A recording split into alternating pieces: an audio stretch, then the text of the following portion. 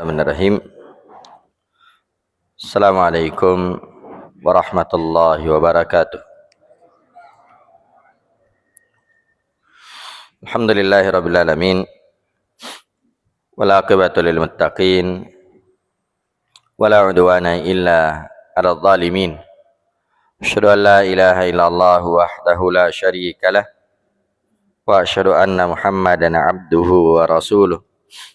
Sallallahu alaihi wa ala alihi wasallam tasliman katsira. Amma ba'd.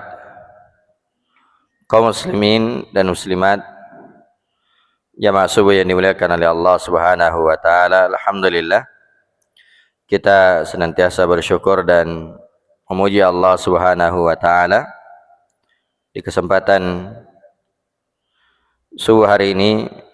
Dengan izin dan kemudahan dari Allah Subhanahu wa taala, kembali kita telah melaksanakan salah satu kewajiban kita kepada Allah, yaitu salat subuh secara berjamaah. Mudah-mudahan segala amalan kita diterima oleh Allah Subhanahu wa taala dan segala dosa dan kesalahan kita diampuni oleh Allah Subhanahu wa taala. Allahumma amin. Kaum muslimin jamaah subuh yang dimuliakan oleh Allah Subhanahu wa taala, di kesempatan subuh hari ini kita akan mengambil beberapa faedah dari firman Allah Subhanahu wa taala yang terdapat di surah Al-A'raf ayat yang ke-23, di mana Allah Subhanahu wa taala berfirman, A'udzubillahi minasyaitonir rajim. Qala Rabbana zalamna anfusana wa illam taghfir lana wa tarhamna lanakunanna minal khasirin. Keduanya berkata, yaitu Nabi Adam dan istrinya, dan ini ayat setelah beliau dikeluarkan dari surga Allah Subhanahu wa taala. Setelah dibujuk, dirayu, digoda oleh iblis. Akhirnya dia mendekati dan memakan buah dari pohon yang dilarang oleh Allah Subhanahu wa taala. Maka ketika beliau dikeluarkan dari surga, diturunkan ke bumi, maka beliau mengucapkan doa ini. Qala Rabbana zalamna anfusana wa illam taghfir lana wa tarhamna lanakunanna minal khasirin. Wahai Rabb kami, sungguhnya kami menzalimi diri-diri kami,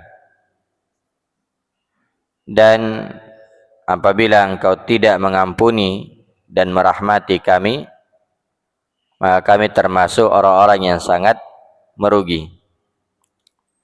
Jamaah yang dimuliakan oleh Allah Subhanahu wa taala, ini doa yang senantiasa diucapkan oleh Nabi Adam alaihi salam ketika beliau jatuh dalam kesalahan. Jatuh dalam kesalahan, perbuatan maksiat, melanggar larangan Allah Subhanahu wa taala. Beliau mengatakan, Rabbana zalamna anfusana. Ya Allah, wahai Rabb kami, sungguhnya kami menzalimi diri-diri kami. Dan kezaliman itu maknanya adalah wad'u syai' fi ghairi mawdi'i, menempatkan sesuatu bukan pada tempatnya. Ini makna kezaliman, wad'u syai' fi ghairi mawdi'i, menempatkan sesuatu bukan pada tempatnya, lawan dari keadilan. Keadilan adalah wad'u syai' fi mawdi'i, menempatkan sesuatu pada tempatnya. Dan para ulama menyebutkan bahwasanya kezaliman itu ada 3 bentuknya. Yang pertama adalah kezaliman seorang hamba kepada Allah Subhanahu wa taala. Kezaliman seorang hamba kepada Allah Subhanahu wa taala, yaitu dengan beribadah kepada selain Allah Subhanahu wa taala, melakukan kesyirikan.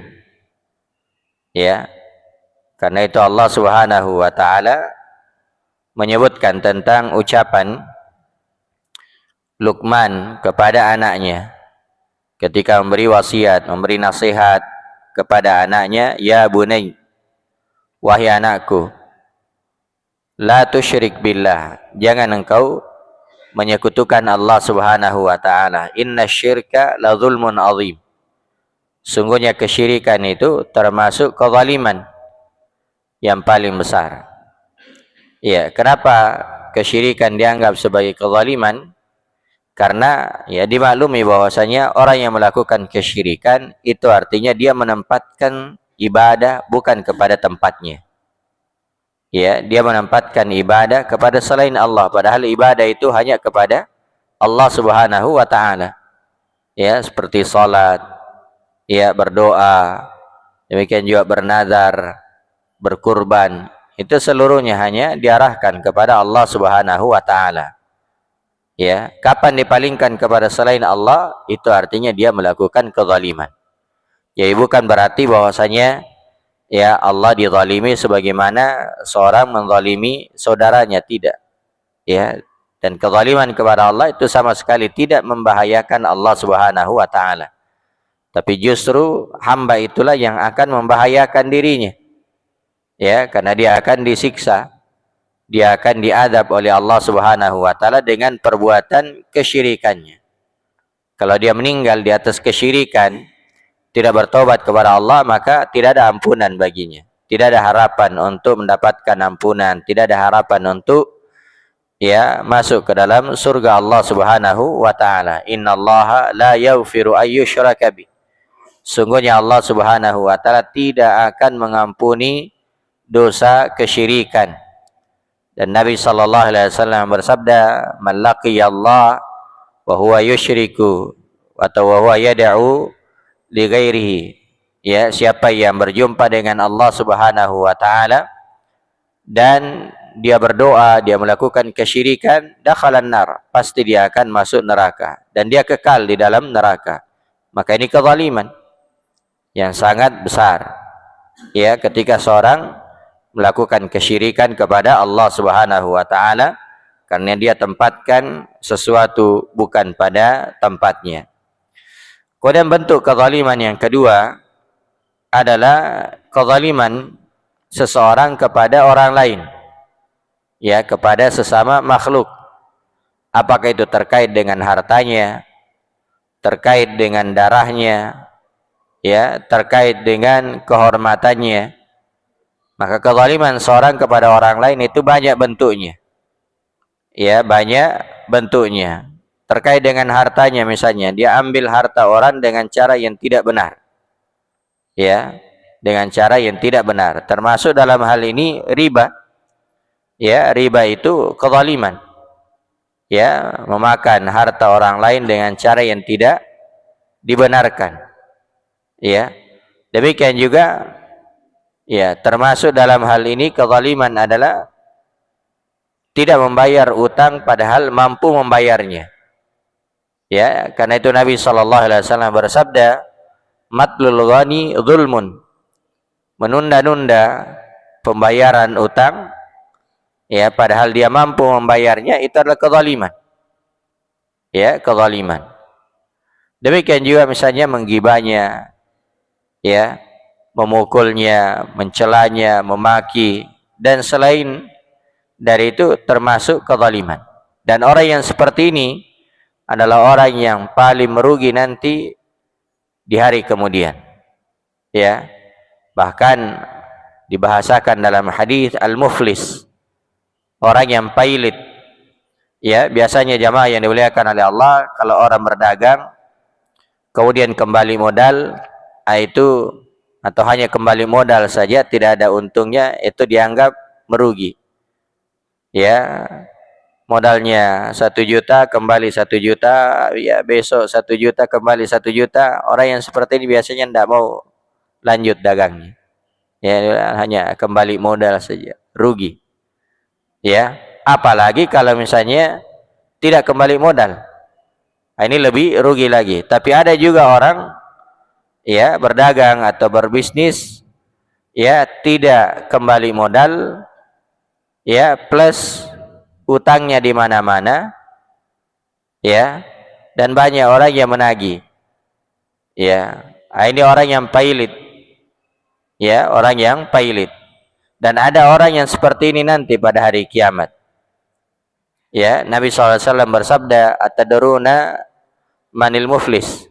Tahukah kalian orang yang pailit, ya, pada hari kiamat? Kata para sahabat, "Al-muflisu fina man la dinar wala dirham."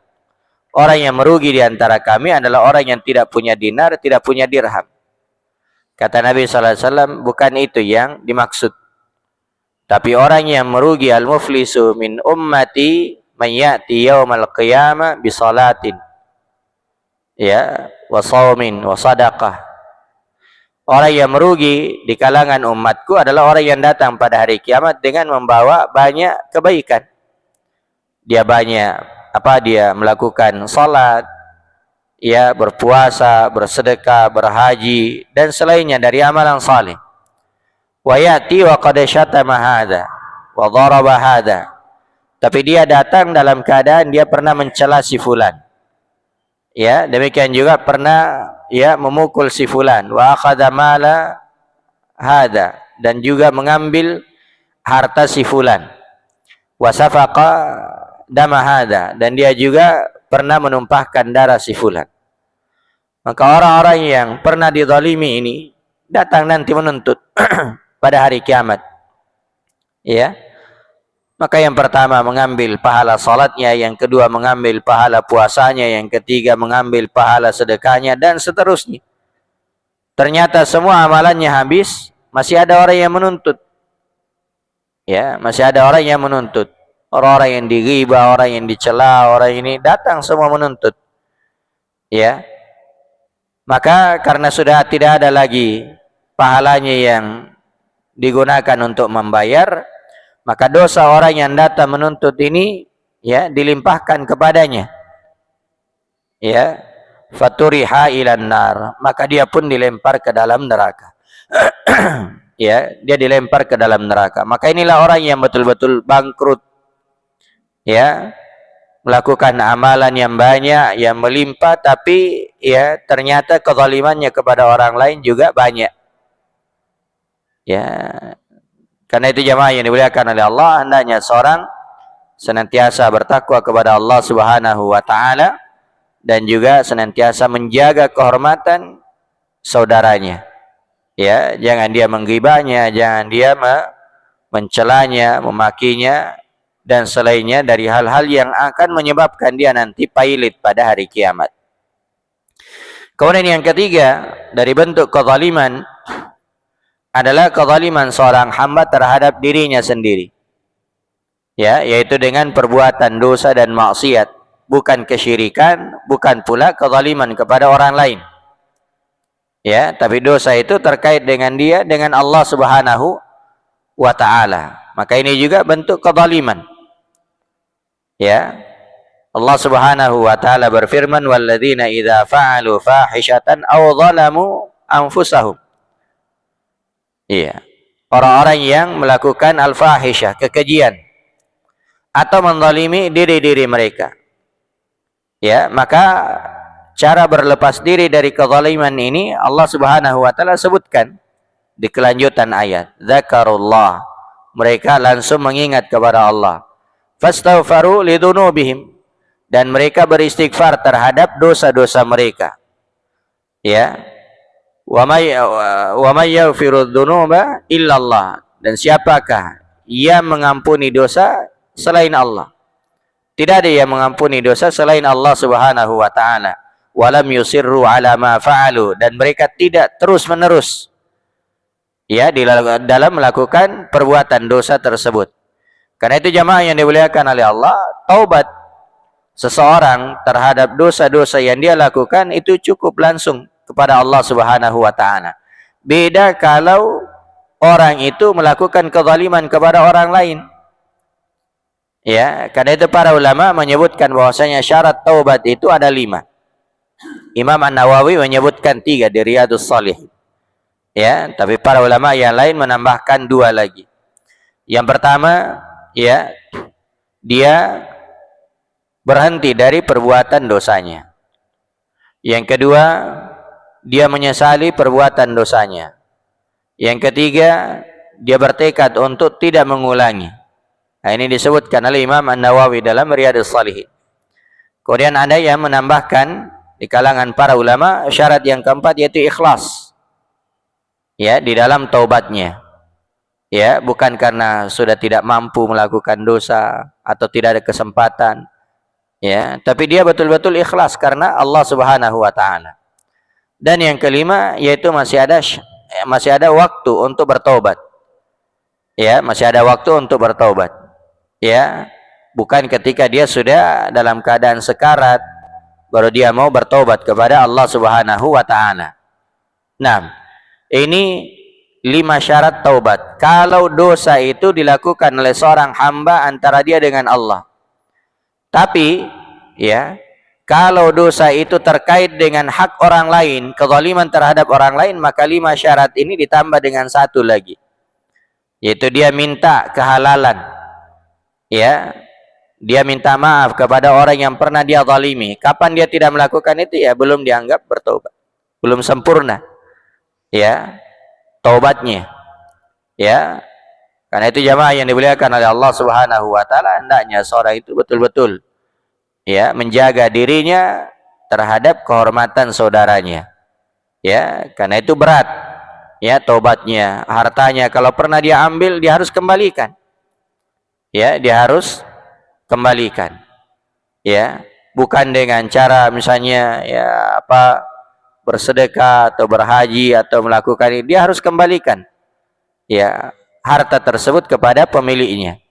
Demikian juga ya dia harus minta maaf ya kepada orang tersebut.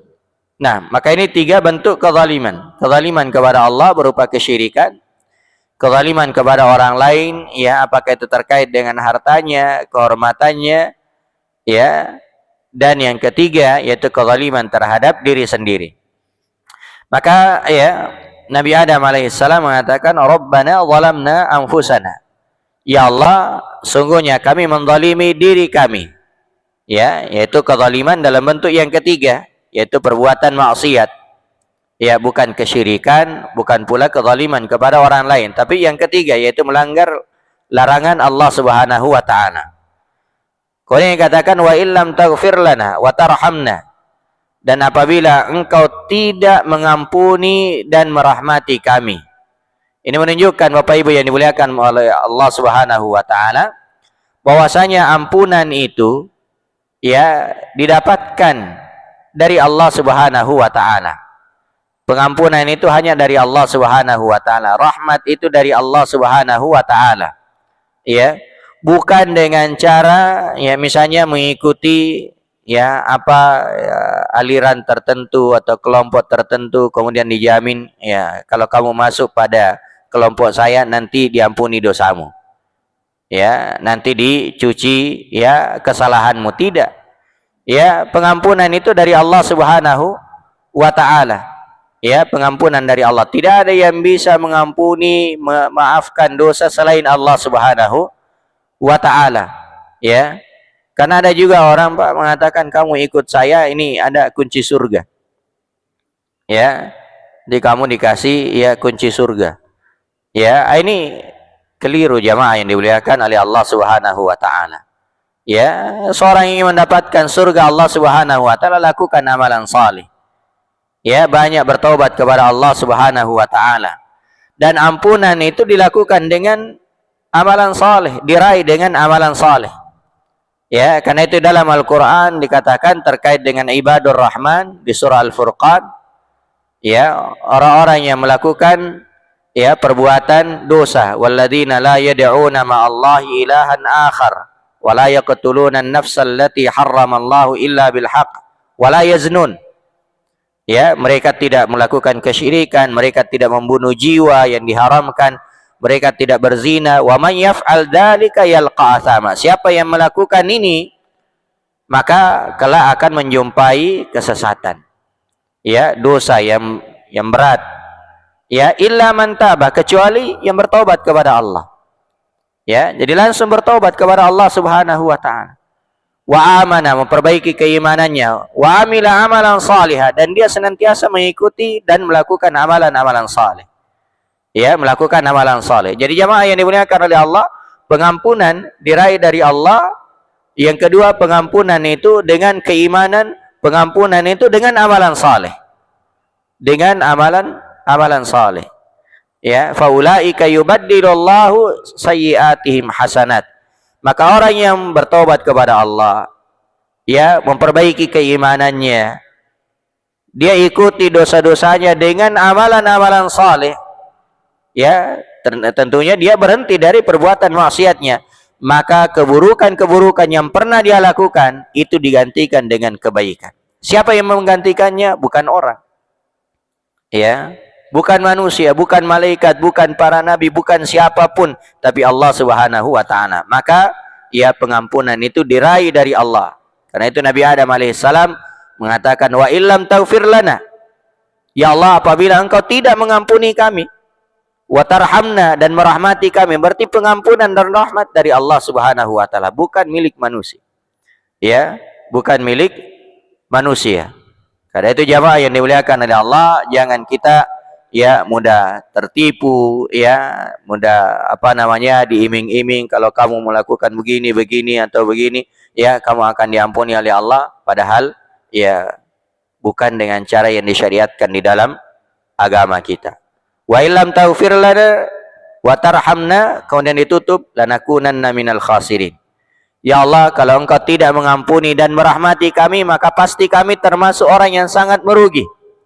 Jamaah yang dimuliakan oleh Allah, dari penggalan ayat ini ya dipahami bahwasanya kerugian yang sebenarnya itu ketika seorang tidak diampuni oleh Allah Subhanahu wa taala.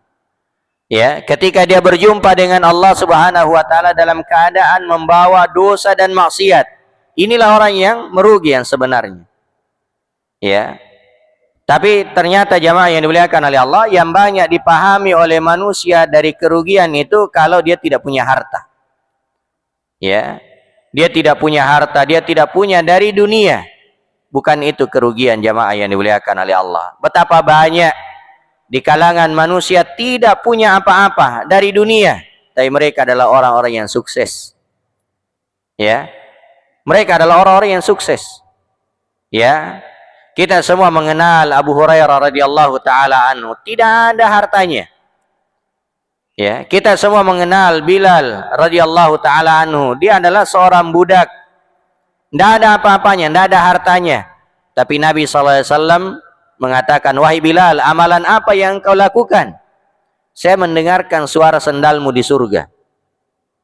Ya, saya mendengarkan suara terompahmu di surga. Ini menunjukkan bahwasanya Bilal termasuk salah satu sahabat yang dijamin masuk surga. Kesuksesan, keberhasilan, bukan dengan harta.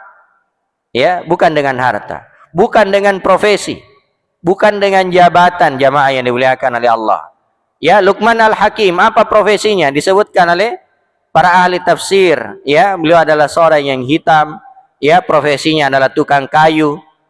Ya, tapi beliau diangkat derajatnya oleh Allah Subhanahu wa taala. Sebaliknya orang-orang yang tinggi jabatannya, pangkatnya, Fir'aun, ya, Haman, ya, Qarun, orang yang kaya raya, ya, apakah dia adalah orang yang berhasil, orang yang sukses? Tidak, jamaah yang dimuliakan oleh Allah. Ya, jangankan seorang muslim, ya, orang kafir saja tidak ada yang mau menamai anaknya Qarun. Ya, adakah yang pernah kita dengar ya namanya Qarun? Ya. Atau ya siapa namanya anak tak? Fir'aun. Tidak ada. Ya. Tidak ada. Padahal dia adalah orang yang kaya raya. Ya, orang yang kekuasaannya luar biasa. Ya. Tapi apa yang dia dapatkan? Kerugian, jamaah yang dimuliakan oleh Allah.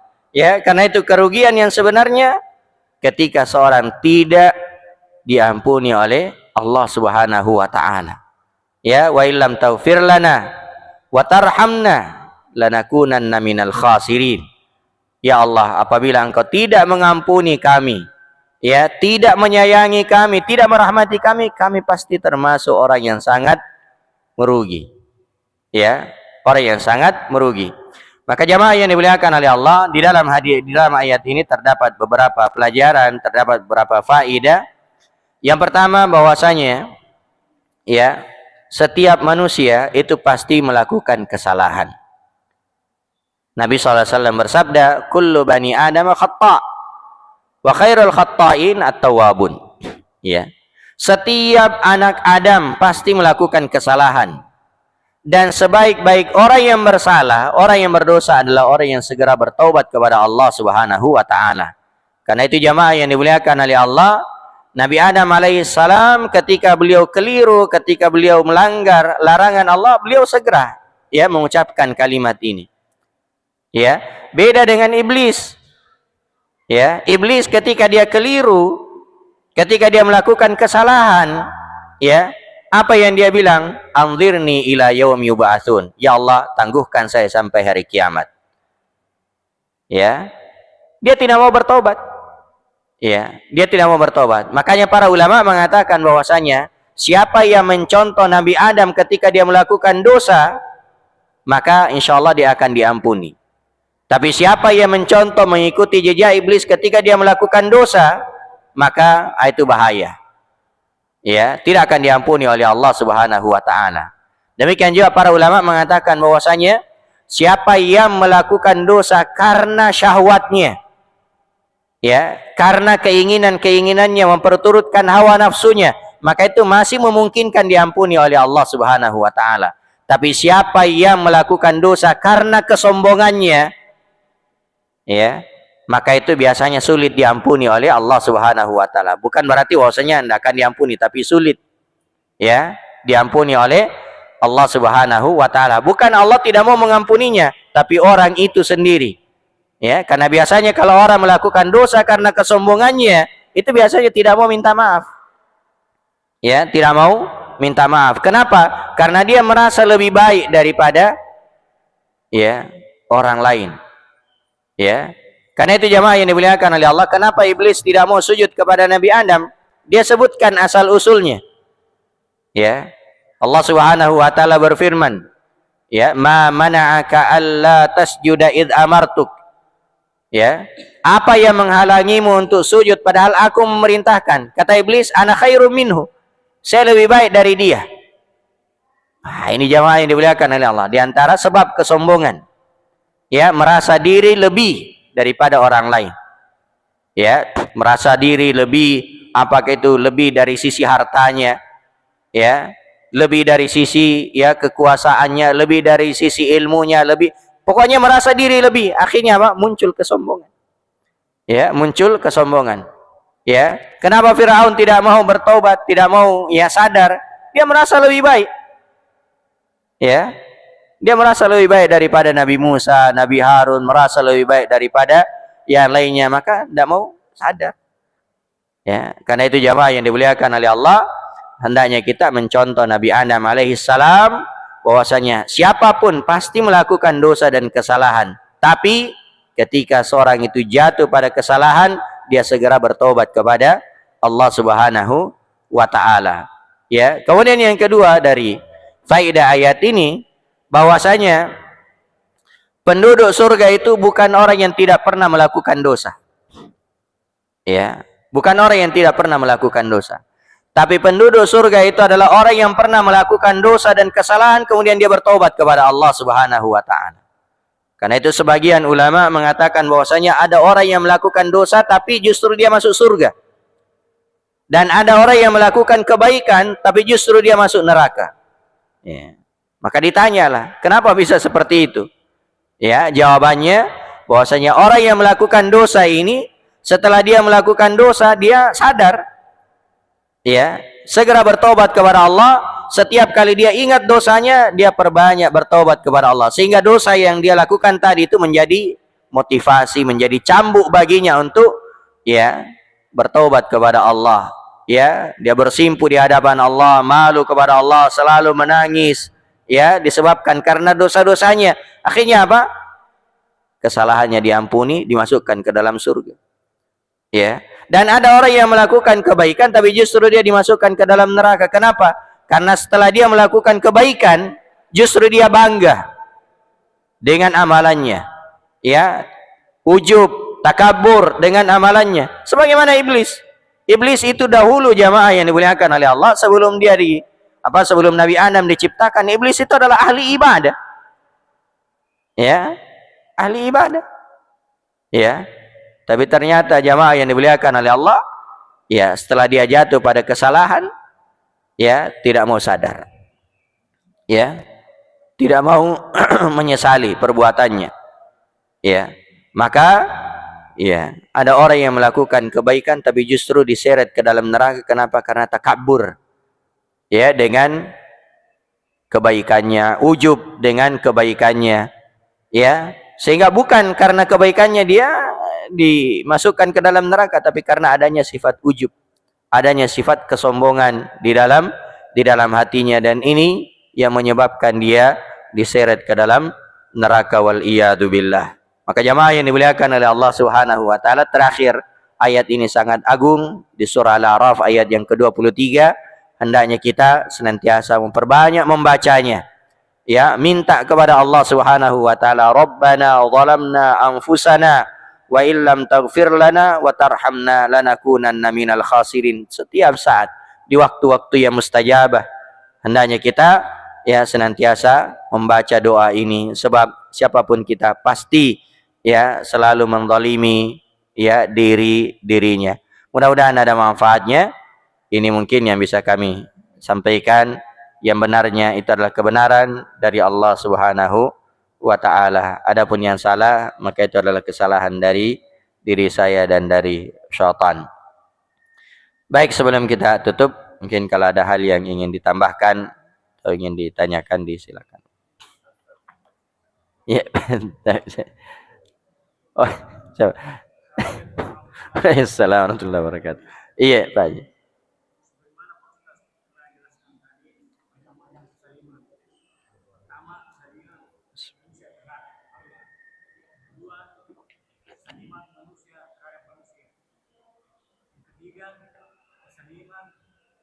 Diri sendiri. Yang semua pertanyaan yang tadi istilah kesaliman pemerintah terhadap rakyat dalam bentuk menerbitkan kebijakan-kebijakan yang bisa menyengsarakan rakyatnya. Siapa yang bertanggung jawab di konstitusi? Gimana solusinya? Mohon pencaraannya. Assalamualaikum warahmatullahi wabarakatuh. Assalamualaikum warahmatullahi wabarakatuh. Iya, kezaliman itu Pak, siapapun yang melakukan maka dia yang mempertanggungjawabnya. Ya, siapapun yang melakukannya, ya kita, ya orang lain, siapapun yang melakukannya maka dia mempertanggungjawabkannya di hadapan Allah Subhanahu wa taala. Ya, dalam bentuk apapun kezaliman tersebut. Ya. Karena itu jamaah yang dimuliakan oleh Allah, hendaknya kita senantiasa ya banyak bertobat kepada Allah Subhanahu wa taala.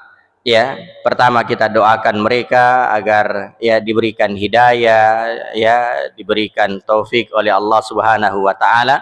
Karena itu para ulama mengatakan di antara ciri ahlus sunnah itu adalah senantiasa mendoakan kebaikan kepada pemerintahnya. Ya, kepada pemerintahnya. Yang kedua, jamaah yang dimuliakan oleh Allah, kita ini jangan terlalu melihat orang lain. Ya, tapi hendaknya kita senantiasa memperbaiki diri kita.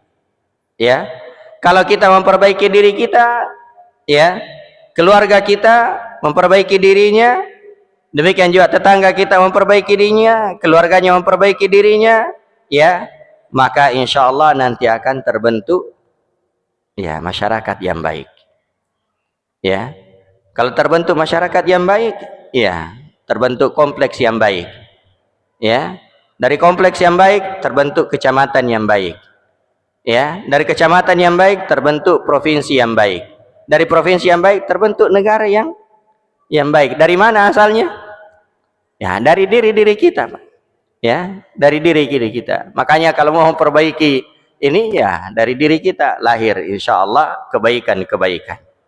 Ya, maka jamaah yang dimuliakan oleh Allah Subhanahu wa taala, bahwa siapapun yang melakukan kezaliman kita, tetangga kita, siapapun dia, ya pasti akan ya mempertanggungjawabkannya di hadapan Allah Subhanahu wa taala. Tidak perlu terlalu lingkup yang luas, Pak. Kita saja suami istri, ya. Kadang kita dizalimi oleh istri kita misalnya, atau kita yang menzalimi ya istri kita. Apa yang harus kita lakukan, Pak? Tidak perlu terlalu menuntut kepada istri. Yang perlu kita lakukan adalah bagaimana menjalankan kewajiban kita kepada istri kita. Ya, kepada istri kita. Adapun kalau misalnya dia tidak melakukan kewajiban-kewajibannya, nanti akan diberikan di hadapan Allah Subhanahu wa taala. Maka sama dengan ini, Pak. Ya, yang perlu kita lakukan adalah kewajiban kita kepada mereka. Taat, ya, mengikuti, ya, demikian juga menyebarkan kebaikan-kebaikannya. Ya, ini yang jadi masalah, Pak. Apakah kita sudah menyebarkan kebaikan-kebaikan mereka ini? Ya, atau jangan sampai hanya ya kita melihat ya keburukan-keburukannya lalu itu yang kita sebarkan. Adapun kebaikan-kebaikannya jarang kita lihat, padahal mungkin terlalu banyak kebaikan. Ya, kita bisa tidur-tidur itu di malam hari, Pak. Nah, dengan nyanyi, ini kebaikan dari mana? Ya, subhanallah. Ya, maka jamaah yang dimuliakan oleh Allah, hal-hal yang seperti ini ya kita dari kekurangan-kekurangan ya kita minta kepada Allah Subhanahu wa taala. Kita doakan kebaikan kepada mereka insyaallah. Adapun kesalahannya itu dia dengan Allah Subhanahu wa taala. Kita tidak akan dituntut nanti di negeri akhirat. Tidak akan dituntut. Allah Subhanahu wa taala justru akan menuntut kita bagaimana ketaatanmu kepada ya penguasamu. Nah, itu yang akan dituntut nanti pada hari kiamat. Adapun yang lainnya, itu masing-masing seorang akan mempertanggungjawabkannya di hadapan Allah Subhanahu wa taala. Nabi sallallahu alaihi wasallam mengatakan, "Innakum satahrisuna 'alal imara wa satakunu nadamatan yaumal qiyamah." Kalian itu senantiasa bersemangat untuk mendapatkan kepemimpinan, tapi itu akan menjadi penyesalan nanti pada hari kiamat. Kepemimpinan di sini, Pak, bukan hanya pemimpin negara. Ya, direktur kah, kepala sekolah kah, apakah apa itu masuk semua itu. Kalian akan ya bersemangat dengan hal itu, tapi ya nanti pada hari kiamat akan menjadi penyesalan. Kata Nabi sallallahu alaihi wasallam, tidaklah seorang itu memimpin 10 orang, bukan 100 orang, 10 orang yang dia pimpin, kecuali nanti pada hari kiamat datang dalam keadaan tangannya terbelenggu di lehernya. Ya, 10 orang, Pak, dia pimpin. Tangannya akan ya terbelenggu nanti pada hari kiamat.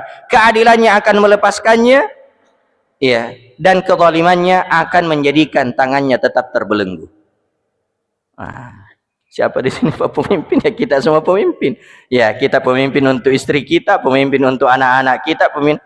Ini apa kita berbuat adil kepada mereka, apalagi yang 2 istrinya, ya, yang 3 istrinya.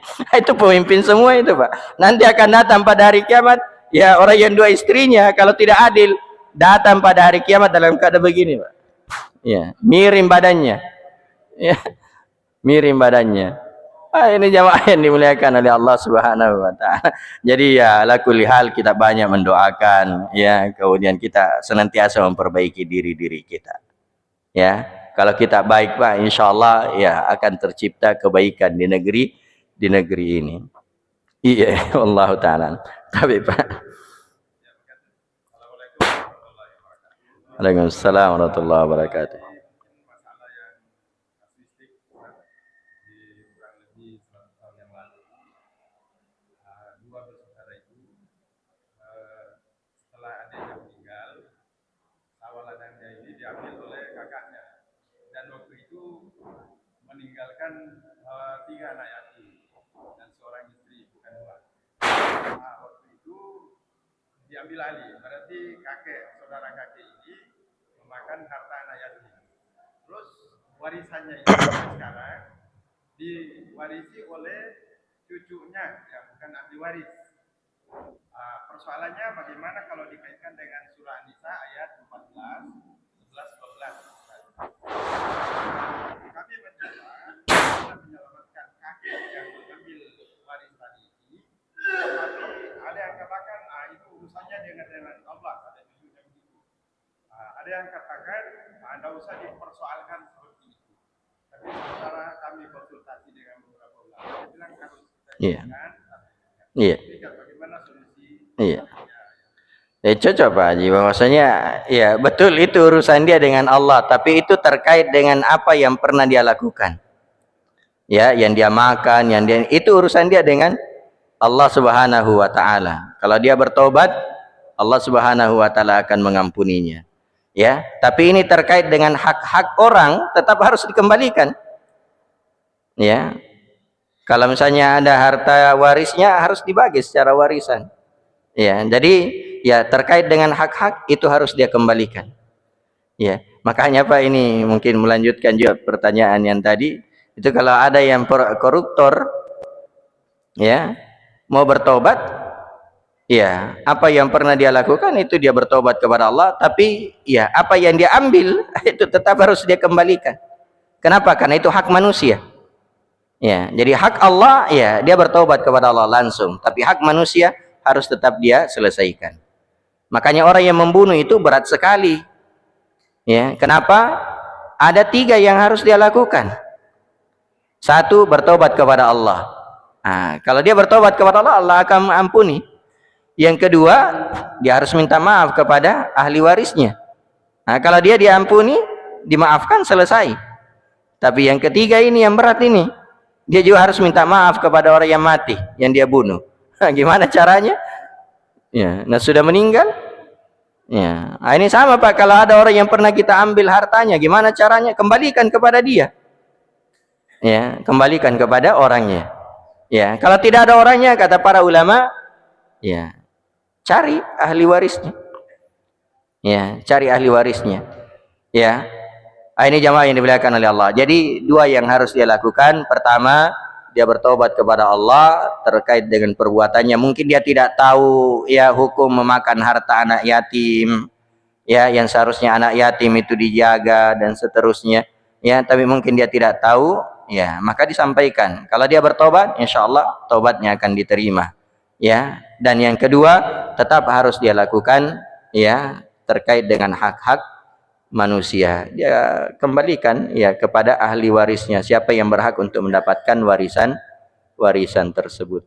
Iya, dan tentunya di paling bagus ya diarahkan kepada ya misalnya ke pengadilan. Ya, ke pengadilan. Nah, wallahu taala alam. Baik, mudah-mudahan ada manfaatnya. Ya. Terakhir jamaah yang dimuliakan oleh Allah Subhanahu wa taala, hendaknya kita senantiasa banyak bertobat kepada Allah dan jangan sampai kita melakukan perbuatan-perbuatan kezaliman terkait dengan ghibah, kezaliman terkait dengan namimah, mengadu domba, kezaliman terkait dengan ya apa diri kita, keluarga kita, saudara kita, tetangga kita, termasuk kezaliman terhadap ya pemerintah. Ya, menggibahnya itu juga kezaliman, Pak.